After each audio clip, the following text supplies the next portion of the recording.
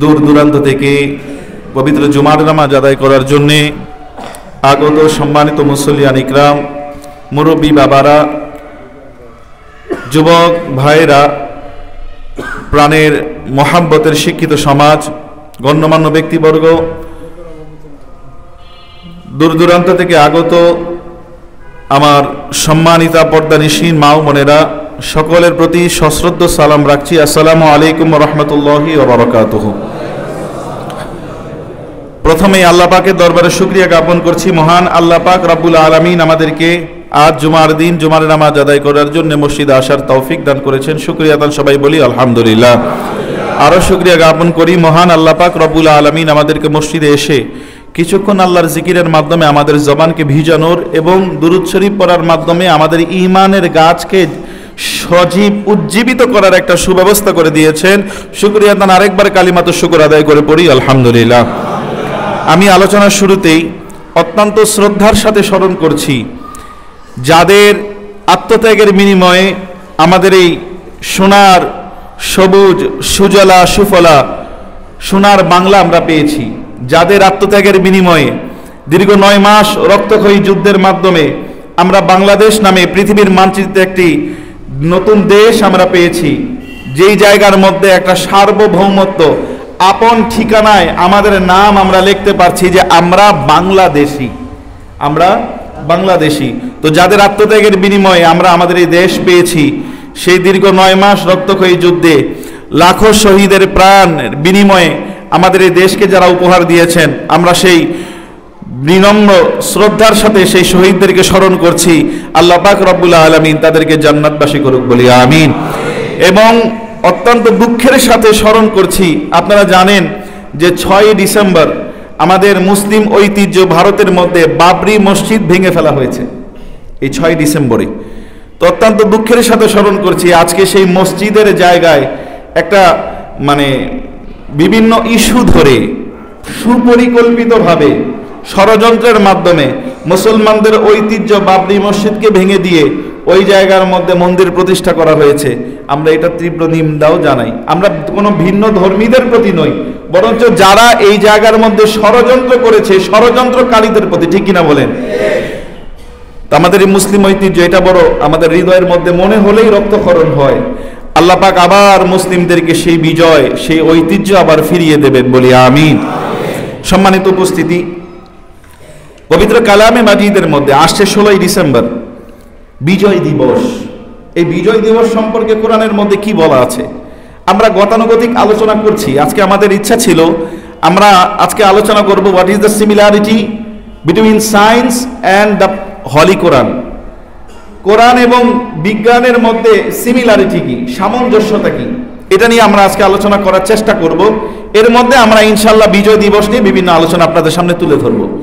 পবিত্র কালামে মাজিদের মধ্যে বিজয় দিবস নিয়ে কি বলা আছে? 1 নম্বর পারার 7 নম্বর পৃষ্ঠায় আল্লাহ পাক রব্বুল আলামিন বলছেন, ওয়া ইযা নাজাইনাকুম মিন আলি ফিরআউন ইয়াসুমুনাকুম সুআল আযাব ইউযাবিহুনা আবনাকুম ওয়া ইয়াসতাহিয়ুনা নিসাকুম ওয়া ফি যালিকুম বালাউম মির রাব্বিকুম আযীম। সুবহানাল্লাহ পড়েন। আমরা বুঝি নাই, কিছু বুঝছেন আপনারা? বুঝেন নাই, কিন্তু এরপরও সুবহানাল্লাহ বলছেন।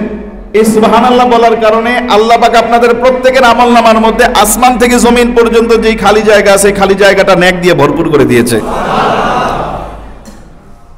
আজকে আলোচনাই হবে সুবহানাল্লাহর আওয়াজ, সুবহানাল্লাহর আলোচনা। এই যে আমরা যে কোরআন শরীফটা দেখছি, এখানে যেমন এই ছাপার মধ্যে 611টা পৃষ্ঠা আছে, 611 পৃষ্ঠা। এই দ্য হলি বুক আমাদের এই ধর্মগ্রন্থের মধ্যে, এটার মধ্যে বিজ্ঞানের কথা আছে, তাই বলে কি এটা বিজ্ঞানের বই? এই কিতাবের মধ্যে ফিজিক্সের কথা আছে, তাই বলে কি এটা ফিজিক্সের কোনো বই? Chemistry, biology, zoology, astrology, anatomy, microphysics, microbiology, রাষ্ট্রবিজ্ঞানের, সোশিয়াল সায়েন্সের, শুধু ধর্মতত্ত্ব। এটা এমন একটা গ্রন্থ, আল্লাহ বলছেন ওয়ামা মিন গাইবাতিন ফিস সামাই ওয়াল আরদ, আসমান এবং জমিনের মাঝখানে এমন কিছু নাই আমি যাই কিতাবের মধ্যে লিপিবদ্ধ করি নাই। আমি সব বলেছি। মা ফাররাতনা ফিল কিতাবি মিন শাই, এমন কোনো বিষয় নাই। তাহলে আপনি বলবেন আপনার কথাও আছে। হ্যাঁ, আপনার কথাও আছে। কসমোলজির কথা কোরআন শরীফের মধ্যে বিস্তর আলোচনা হয়েছে। হিউম্যান অ্যানাটমি, এমব্রিওলজি, ভ্রূণবিদ্যা, এই ভ্রূণবিদ্যা সম্পর্কে কোরআন যেই তথ্য দিয়েছে, বিজ্ঞান আজকে সেটা ডিসকভার করতেছে। আর অটোমেটিক্যালি তাদের মাথাটা কোরআনের কাছে মাথা নত হয়ে যাচ্ছে। সুবহানাল্লাহ বলে। তো আজকে আমরা দেখব বিজয় দিবস সম্পর্কে কি বলা আছে। আল্লাহ বলছেন পবিত্র কালামে মাজিদের মধ্যে আরেকটা বিষয়, কনসেপ্ট আপনাদেরকে ক্লিয়ার করে দেই।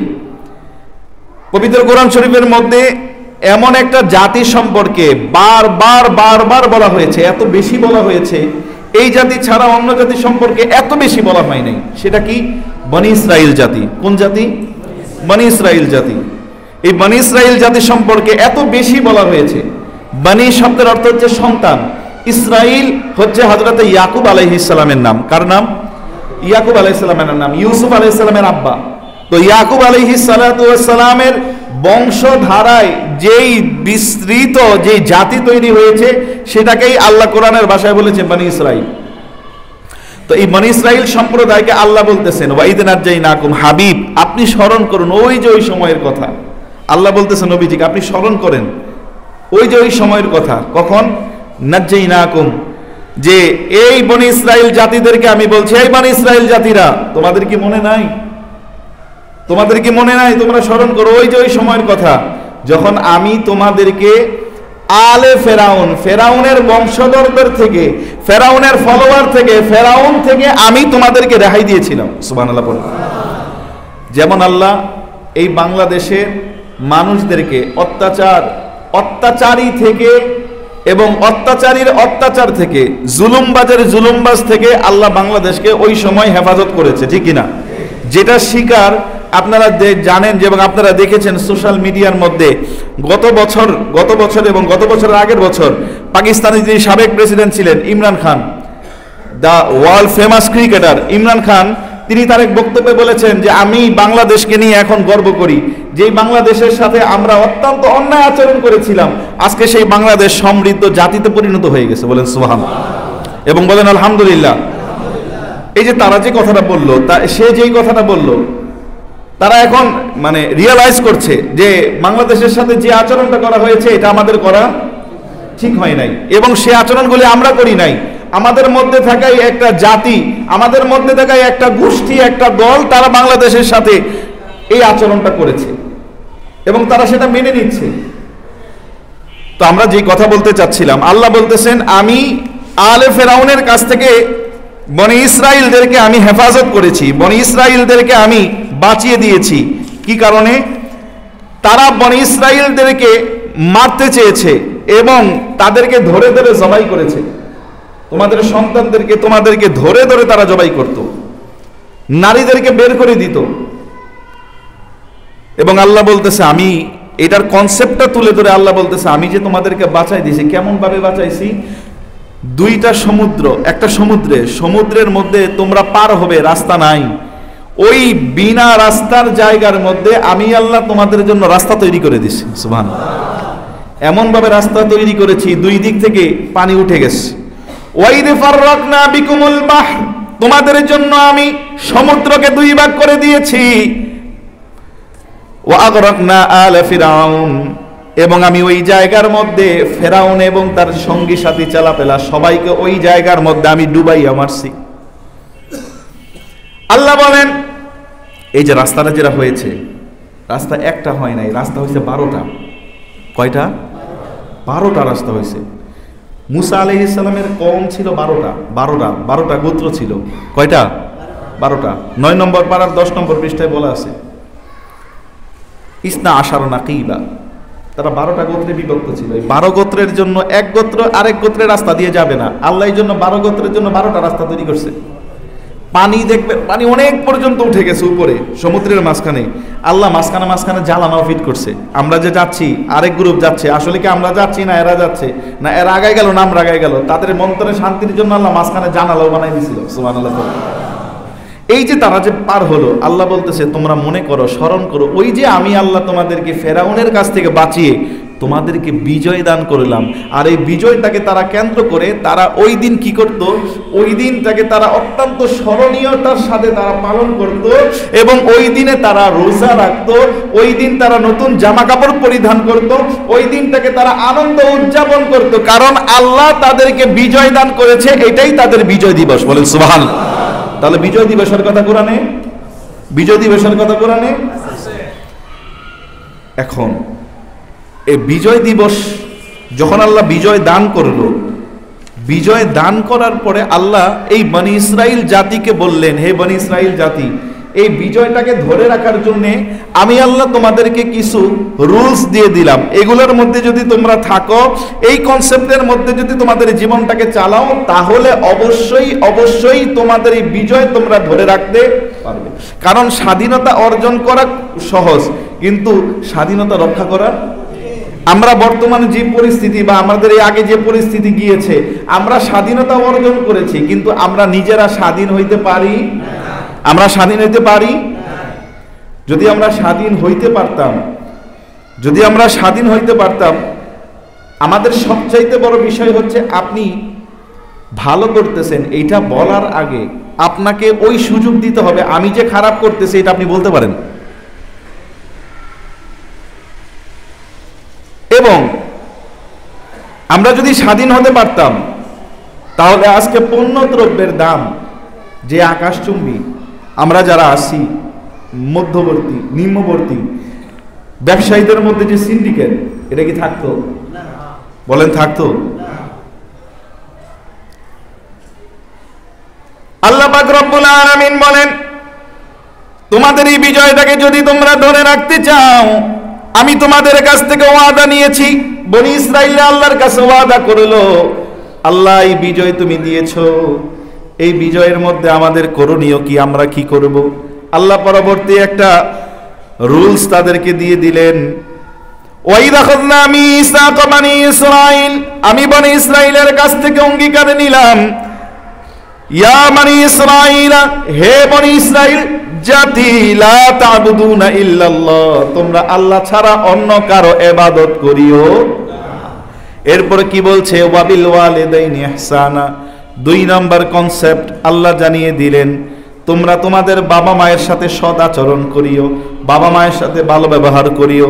আর আজকে আমাদের দেশে দেখা যায়, যেই দেশ আজকে মুক্তিযোদ্ধারা এই দেশটাকে স্বাধীন করলো, সেই মুক্তিযোদ্ধাদের খাতার মধ্যে ওই মুক্তিযোদ্ধাদের নাম নাই, কিন্তু মুক্তিযুদ্ধের সময় যার বয়স ছিল 5, তারও নাম মুক্তিযুদ্ধের খাতার মধ্যে আছে। ঠিক কিনা? বুঝছেন অবস্থা? বাবাজিরা আমার, আজকে সন্তান দেখা যায়, আপনি যদি বৃদ্ধাশ্রমগুলো একটু ঘুরে আসেন, আপনি চোখের পানি ধরে রাখতে পারবেন না। ছেলেকে ইঞ্জিনিয়ার বানানো হয়েছে, ছেলে ইঞ্জিনিয়ার, ডাক্তার, ম্যাজিস্ট্রেট, মানে খুব বড় কোম্পানির মালিক। ইভেন মানে গত কয়েকদিন আগে পাকিস্তানের একজন বিলিয়নার মারা গিয়েছে। মারা যাওয়ার আগে সে আশা করেছে যে আমি আমার ছেলেদেরকে একটু দেখতে চাই। ছেলেরা আমেরিকাতে সেটেল, তো ছেলে যে আসবে, বাবা বারবার দেখতে চাচ্ছে, আমি মারা যাওয়ার আগে আমার নাতিরা একটু দেখতে চাই, আমার ছেলেটা একটু দেখতে চাই। কিন্তু ছেলে আসবে আমেরিকা থেকে, যে বাংলাদেশে আসবে, তার বাবাকে দেখার এই অন্তিম সময়ে তার সময় নাই। বাবার লাশ বেডের মধ্যে পড়ে আছে, বাবার লাশ যে দাফন কাফন করবে, এখন ওই যে দেশে যে আত্মীয় স্বজন আছে তারাই দাফন কাফন করবে। ছেলে যে আসবে, ছেলে যে দেখবে, নাই, সুযোগ নাই, মানে সে আসতে পারতেছে না, আসতে চাচ্ছে না। বক্তব্য কি? ছেলের সাথে যোগাযোগ করবে, বাবা মারা গেছে, ওনার গেলেই কি হবে, মারা আমি গেলে কি আর কিছু হবে? চিন্তা করছেন? আল্লাহ বলতেছে এই কথা, ওয়াবিল ওয়ালিদাইনি ইহসানা, বাবা এহসান কইলো বাবা মার সাথে। এহসান কাকে বলে? এহসান জিনিসটা কি? এটা কি খায় না মাথায় দেয়? তার সাথে যে আচরণ করা প্রয়োজন তার সাথে ওই আচরণ করার নামই হচ্ছে ইহসান। এরপর আল্লাহ কি বললেন, ওয়াদিল কুরবা, তোমরা তোমাদের নিকটাত্মীয়দের সাথে সুসম্পর্ক রাখো, তোমরা তোমাদের নিকটাত্মীয়দের সাথে ভালো সম্পর্ক রাখো। ওয়াল ইয়াতামা ওয়াল মাসাকিন, এতিম এবং মিসকিনদের সাথে তুমি ভালো ব্যবহার করিও, তাদের হক যেটা এটা তোমরা দিয়ে দিও। ওয়াকুলু লিন-নাসি হুসনা, মানুষের সাথে ভালোভাবে কথা বলিও। ওয়া আকিমুস সালাত, সালাত প্রতিষ্ঠা করিও। ওয়া আতুজ যাকাত, যাকাত আদায় করিও।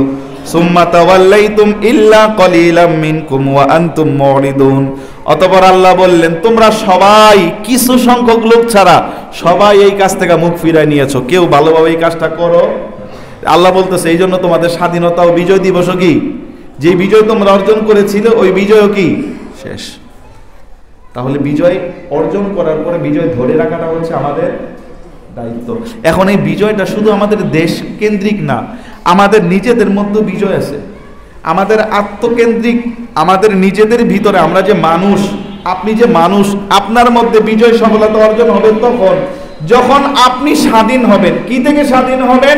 আপনার ভিতরে যে খারাপ বদ জিনিসগুলো আছে এই থেকে আপনি যখন বের হয়ে আপনি যখন ভালোর দিকে ধাবিত হতে পারবেন তখন আপনার জীবনে বিজয় সফলতা অর্জিত হবে। বলেন সুবহানাল্লাহ।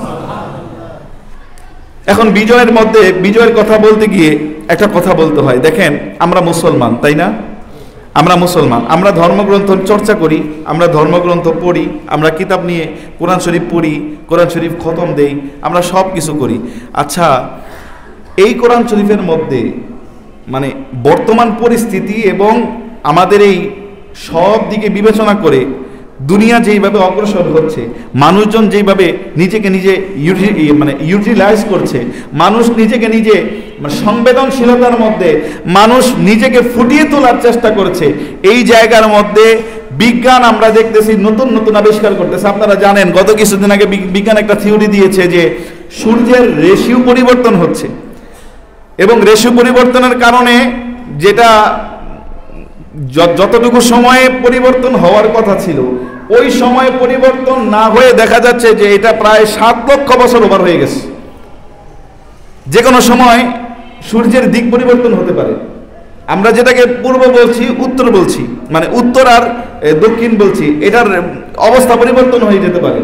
উত্তর মেরু দক্ষিণ মেরু যে চুম্বকীয় শক্তি পরিবর্তন হয়ে যেতে পারে। এটা বিজ্ঞান আবিষ্কার করতেছে আর আল্লাহ বলতেছে এগুলো আমি 1500 বছর আগে বলে দিছি। এটা সিমিলারিটিটা কি?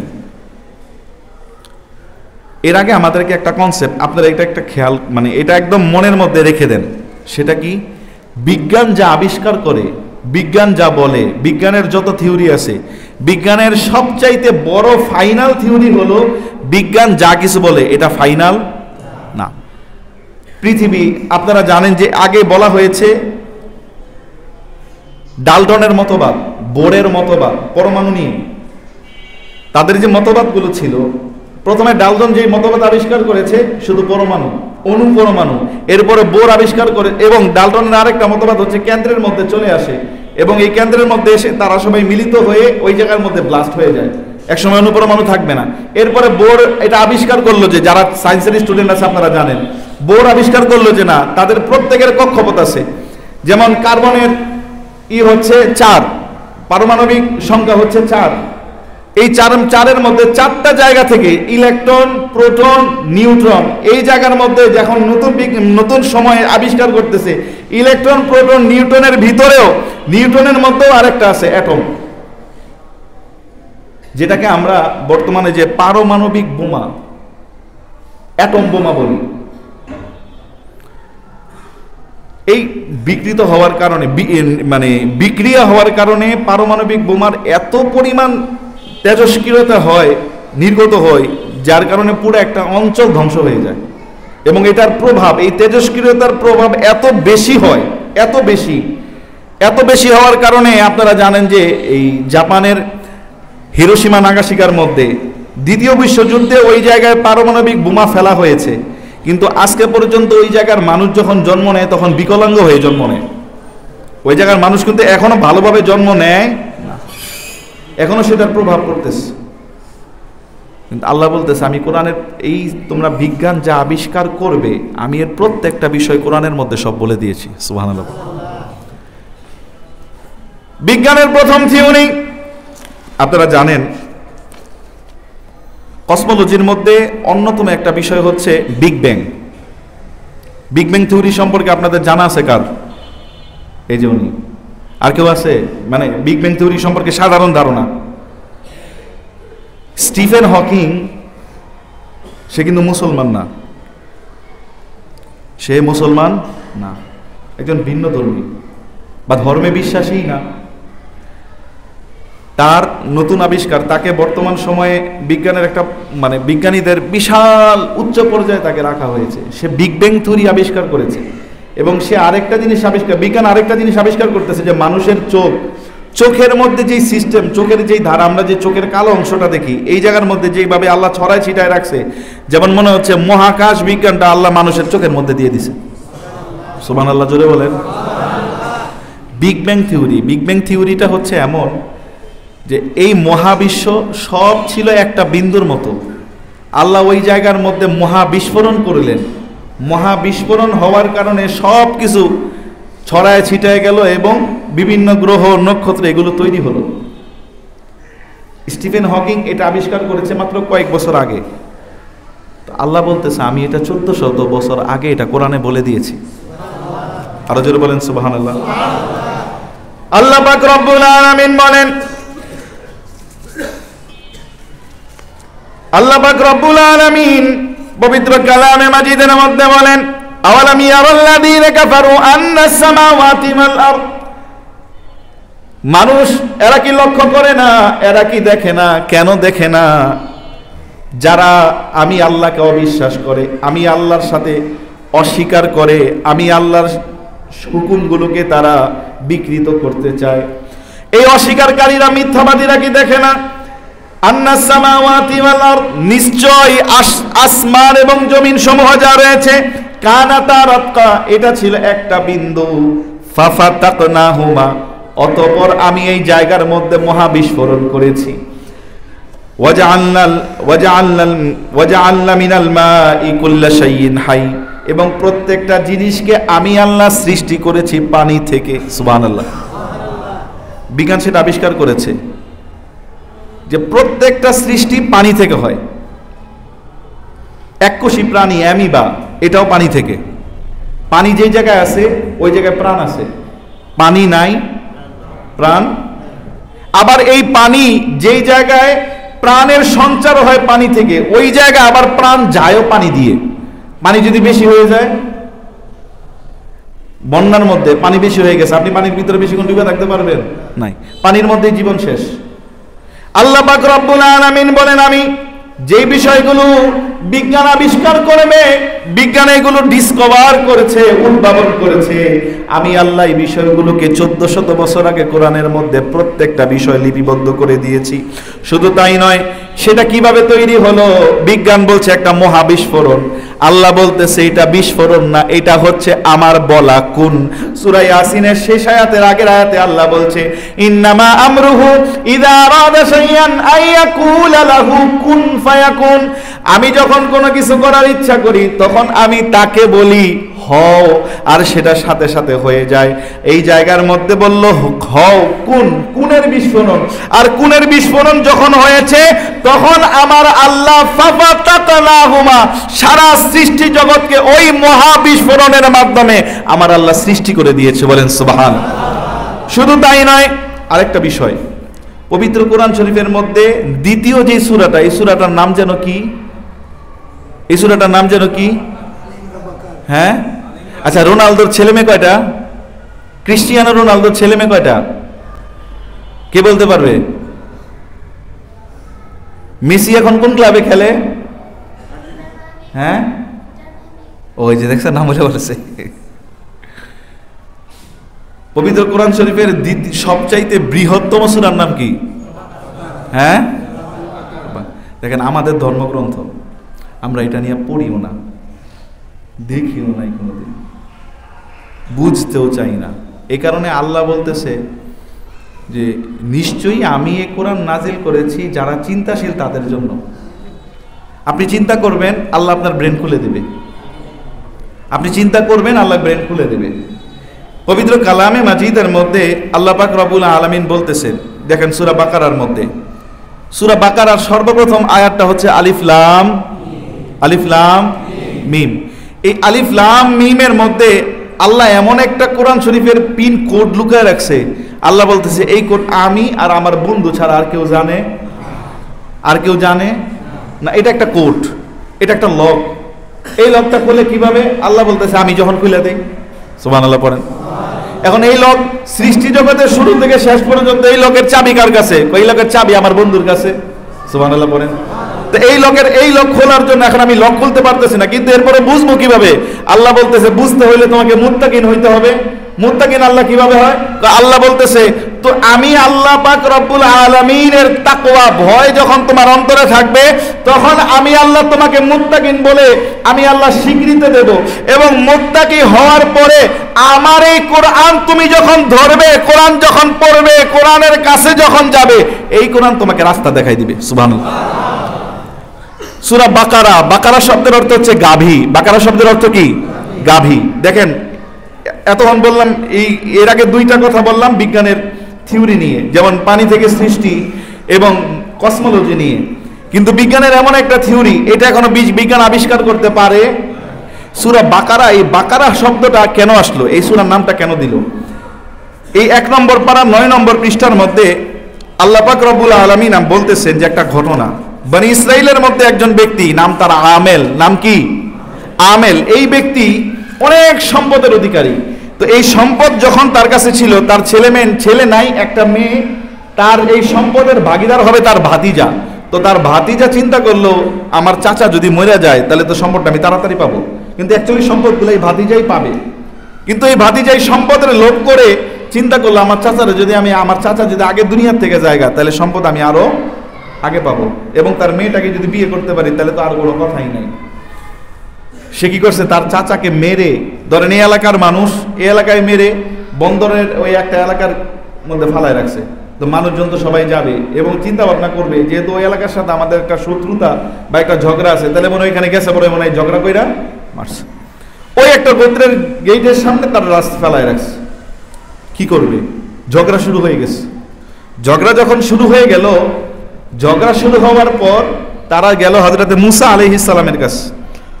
মুসা আলাইহিস সালামের কাছে যেয়ে বলতেছে যে হ্যাঁ আল্লাহর নবী, আমাদের এই সমস্যার মধ্যে আপনি একটা সমাধান দেন, আল্লাহর ওহীর সমাধানের ব্যবস্থা করে দেন। তো মুসা আলাইহিস সালাম তাদেরকে বললো তোমরা একটা কাজ করো, একটা গাভী জবাই করো। গাভী জবাই করে গাভীর গোশতটা ওই মৃত ব্যক্তির শরীরে লাগায় দাও, তাহলে আল্লাহ এই গাভীর গোশতের টাচের ওসিলায় এই মৃত ব্যক্তিকে জিন্দা করে দেবে। এখন তারা বলতেছে আরে এটা কি সম্ভব? আসলে বলেন এটা সম্ভব? হ্যাঁ বলেন সম্ভব? আপনাদের কথার উত্তরটা হয় নাই, বরঞ্চ এটা বলার দরকার ছিল আল্লাহ চাইলেই সম্ভব। ঠিক কিনা? আল্লাহ, আমরা যখন এই কথাগুলি বলি আমাদের এইগুলো বিষয়গুলো আমাদের একটু খেয়াল করা দরকার। তো মুসা আলাইহিস সালামের কওমরা বলল ক্বালু আতাত্তাখিযুনা হুজুয়া, আপনি কি আমাদের সাথে ঠাট্টা করতেছেন? আপনি কি আমাদের সাথে ঠাট্টা করছেন? এটা কোনো কথা হইল? একটা গাভী জবাই করে গোশতের টুকরা লাগাই দিলে বলতেছেন জিন্দা হয়ে সে বলে দিবে, এটা কোনো কথা? তো মুসা আলাইহিস সালাম সাথে সাথে বললেন ইন্নী আউযু বিল্লাহি আন আকুনা মিনাল জাহিলিন, তোমাদের মতো মূর্খদের কাছ থেকে আমি আল্লাহর কাছে পানা চাই, আল্লাহ যেন তোমাদের মূর্খদের থেকে আমাকে আল্লাহ বাঁচায় রাখে। এখন তারা প্রশ্ন করতেছে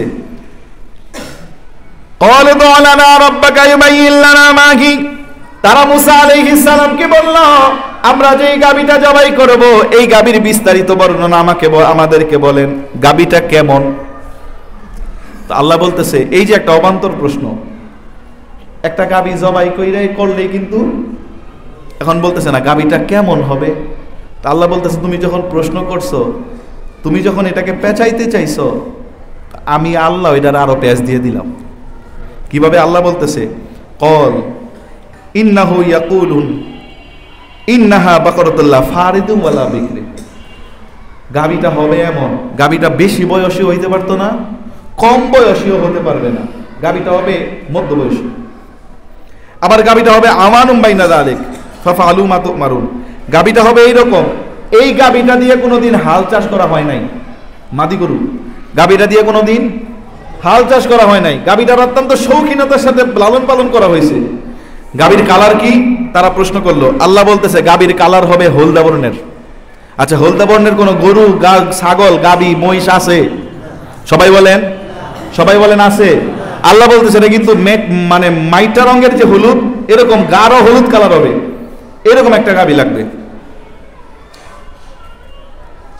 তো তারা বলতেছে আচ্ছা এইরকম গাভী এরা কই পাবো? 40 বছর আল্লাহ তাদেরকে ঘুরাইলেন। কয় বছর? 40 বছর ঘুরছে, ঘুরার পরে এই গাভী আর খুঁজে পায় না। আবার আসছে মুসা আলাইহিস সালামের কাছে যে হুজুর এটার তো মীমাংসা হইতেছে না, খুঁজেও পাইতেছেন, এটা একটা ব্যবস্থা করে দেন না। তো আল্লাহ পাক রব্বুল আলামিন মুসা আলাইহিস সালামকে জানিয়ে দিলেন, ঠিক আছে ওরা যেহেতু আপনার কাছে আবার আইসা মাথা নত করছে, আমি আল্লাহ ওদেরকে একটা ব্যবস্থা করে দেই, ওদেরকে বলেন পাশের গ্রামের ওই জায়গার মধ্যে একটা গাভী আছে, ওরা যাতে খোঁজখবর নেয়। তারা খোঁজখবর নিতে যাবে, গাভীটা যার, ওই গাভীটা যার, ওই ছেলেটার কোনো বাবা না, ছেলেটার বাবা নাই, মা আছে, মা বৃদ্ধা, মা কি বৃদ্ধা। ছেলে মায়ের খেদমত করে, এই গাভীটা দিয়ে কোনো কিছু করতেও পারে নাই, কি করবে? মায়ের সেবা করতেছে, মায়ের সেবা যত্ন করে। ছেলে বলতেছে মা আমার তুমি ছেড়ে দাও, আমি ব্যবসা বাণিজ্য করে অন্য জায়গায় চলে যাই। মা বলতেছে বাবা তুই আমার ছেড়ে যাইস না, তুই এখানেই থাক, আল্লাহ তোরে ভালো রাখবে। সুবহানাল্লাহ বলছে কে? সবাই বলেন, সবাই একসাথে বলেন, মা বলছে। ছেলে যায় নাই। তো মায়ের কথা শুনে ছেলে গেছে বাজারে কিছু কিনতে, কিছু কেনাকাটা করতে গেছে, মানে বিক্রি করবে, অন্য কিছু নিয়ে আসবে। তো এক লোক আইসা ছেলেকে বলতেছে বাবা তুমি কি বিক্রি করো? বলতেছে আমি এটা বিক্রি করি। এটার দাম কত? এটার দাম 3 টাকা। এটার দাম কয় টাকা? তো ওই ব্যক্তি বলতেছে আমি তোমারে 6 টাকা দিব, আমারে দিবা? কয় টাকা? আর আমরা যদি এমন ব্যবসায়ী, এমন যদি কাস্টমার পাই, রাগ সদাই কি রাখবো না বিক্রি করে দেবো? সবাই বলেন। ছেলে বলতেছে দাঁড়ান আমি একটু আমার মায়ের কাছ থেকে জিজ্ঞাসা করে আসি। আমার মা আমাকে বলছে 3 টাকায় বিক্রি করতে হবে, আপনি যে 6 টাকা বলছেন, আমি আমার মার একটু জিজ্ঞাসা করে আসি। তো মার কাছে জিজ্ঞাসা করতে গেছে, দেখেন মাও কেমন সততা। মা বলতেছে বাবা তুমি যে তাকে বলবা, সে যদি 6 টাকা দিতে চায় তাহলে তুমি কিনা মানে বিক্রি করে দিও। আবার গেছে পর ওই লোক আবার আসছে, বাবা কত? এটার দাম এখন 6 টাকা, আমি তোমার 9 টাকা দিব। কত দিব? সুবহানাল্লাহ পড়েন, আরো জোরে বলেন সুবহানাল্লাহ। 9 টাকা দিব। বলতেছে আমার মায় তো 9 টাকা বিক্রি কথা কিছু বলে নাই। আবার আসছে মায়ের কাছে আইসা বলতেছে মা এখন তো 9 টাকা বলে। বলতেছে আচ্ছা ঠিক আছে 9 টাকা হলে বিক্রি করে দিও। জিজ্ঞাসা করছে কত? 9 টাকা, আমি তোমার 12 টাকা দিব। সুবহানাল্লাহ পড়েন। তো মা তো আমাকে 12 টাকার কথা বলে নাই, মা তো আমাকে 9 টাকার কথা বলছে। সে চলে আসছে, যখন মার কাছে সেই কথা বলছে, মা বলতেছে বাবা যিনি তোমার কাছে আসছে আমার মনে হয় ইনি কোনো মানুষ না, ইনি ফেরেশতা, ইনি তোমার আল্লাহর পক্ষ থেকে কোনো বার্তা দিতে আসছে। তুমি বাবা ওনার কথা যা বলে এটা শুইনা রাখো এবং এটা মাইনো। তার কাছে যা জিজ্ঞাসা বলছে আমার মা বলছে আপনি নাকি মানুষ না, আপনি ফেরেশতা। সুবহানাল্লাহ বলে। সে বলতেছে হ্যাঁ তোমার মা যা বলছে সত্যিই বলছে, আমাকে আমার আল্লাহ তোমার জন্য পাঠাইছে। সুবহানাল্লাহ। তুমি যে তোমার মায়ের খেদমত করছো, আল্লাহ খুশি হয়ে গেছে। আল্লাহ খুশি হয়ে আল্লাহ বলতেছে তুমি যে গাভীটা লালন পালন করেছে এতদিন, এই কালকে আগামীকালকে এই গাভীটা কেনার জন্য একদল লোক আসবে। তো তুমি তোমার মায়ের খেদমত করার কারণে আল্লাহ তোমার এই গাভীর মূল্য তোমাকে নির্ধারণ করতে বলে নাই, আল্লাহ তোমার গাভীর মূল্য আল্লাহ নিজে নির্ধারণ করেছে। এই গাভীটাকে খালাই করার পর আল্লাহ বলেছে এই গাভীর চামড়া ভর্তি যত স্বর্ণ মুদ্রা আছে, এই স্বর্ণ মুদ্রা ছাড়া যেন তুমি এই গাভীটা বিক্রি না করো। তুমি তোমার মায়ের খেদমত করার কারণে আল্লাহ তোমাকে এত সম্পদশালী বানিয়ে দিয়েছে। বলে পরের দিন গাভী কিনতে আসছে, গাভী মিলে গেছে। দাম কত? আমার গাভীর চামড়া খালাই করার পর এই চামড়া ভর্তি যত স্বর্ণ মুদ্রা হবে তত। সুবহানাল্লাহ পড়েন। দুইটা বিষয়, মায়ের খেদমত আসলো বরকত, ওই জায়গায় নবীর সাথে বেয়াদবি, 40 বছরের ঘোরাঘুরি। হ্যাঁ তারা কিনে নিয়ে গেছে, কিনে নিয়ে যাওয়ার পর এই গাভী খালাই করে গাভীর লেজের একটা গোশতের টুকরা ওই 40 বছর আগের মরা মানুষ, চিন্তা করতে পারেন, আছে এখনো বডি, 60 দিন পরে বডি শেষ, 60 দিন পরে মানুষের বডি শেষ। ওই জায়গার মধ্যে রিওয়ায়াতের মধ্যে আসছে 40 বছর পরে ওই মৃত ব্যক্তির হাড় বের করে হাড়ের মধ্যে লাগাইছে। ওই হাড় মানুষ কথা বলা শুরু করছে এবং সে বলে দিল, আমাকে যে তোমরা আমার মৃত্যু নিয়ে যে তোমাদের কৌতূহল, আমাকে ওই গোত্রের লোকেরা মারে নাই, আমাকে আমার ভাতিজাই মারছে। এখন বিজ্ঞান এই জায়গার মধ্যে এসে গরুর গোশতের টুকরা এই জায়গার মধ্যে লাগানোর পরে কথা বলে কিভাবে? এই প্রসেস কোথা থেকে আসলো? এটা কিভাবে তৈরি হইল? আমার আল্লাহ পাক রব্বুল আলামিন বলেন, তোমাদের জ্ঞান যেই জায়গার মধ্যে শেষ, আমার কোরআনের ধারা ওইখান থেকে শুরু। সুবহানাল্লাহ। আচ্ছা, কোরআনের মধ্যে যদি এটা থাকে, এই জ্ঞান যার কাছে আছে উনি কত জ্ঞানী? উনি কত জ্ঞানী? এই কারণেই আমি গত সপ্তাহে আজকে আলোচনা তো আমি গত সপ্তাহে আপনাদের সামনে সূরা জুমআহ থেকে তেলাওয়াত করছিলাম, তো দ্বিতীয় আয়াতটা পড়তে যে আমার হঠাৎ মনে পড়ছে।